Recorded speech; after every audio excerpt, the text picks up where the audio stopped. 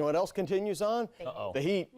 Yeah, summer around here, even though a lot of kids are going back to school in South Carolina today. Heat and humidity, all part of this forecast. Couple cooling storms. Let's get you caught up. Now, those cooling storms, we have certainly had a lot of them over the last couple of weeks. We had that pattern change about a week and a half ago, and it really got wet.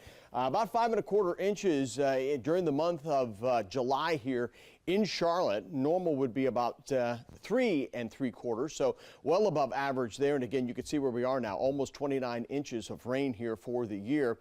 We're going to be adding a little bit more to that over the next couple of days. 72 right now, Lawndale, over to Newton, Hickory, Conover, Denver, Westport, and Huntersville. 76 in Charlotte, so it's a warmer start out there this morning. And we have clearer skies, meaning we're not going to be fighting that low cloudiness and even rain that we've seen the last couple of mornings. And that means we will be warming up quicker here today.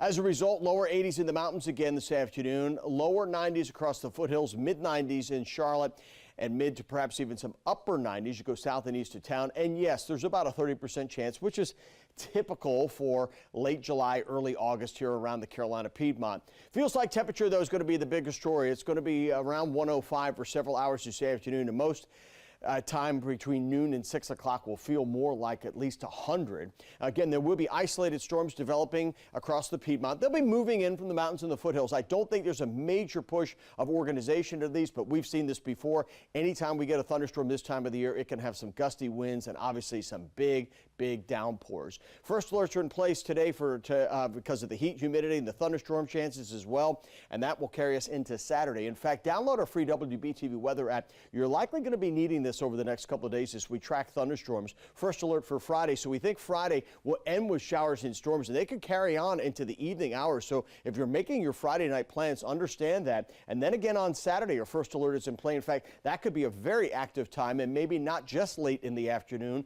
It could continue right on into the evening. You'll notice here this goes through 11 o'clock, this loop, and we still have showers and storms in the forecast. Also checking the tropics. Nothing we have to be alarmed about right now, but we are monitoring that. Some model data suggests that some of that rain could come up our way perhaps early next week. In the meantime, 95 for today, 97 for tomorrow, 92 on Saturday, and 91 on Sunday.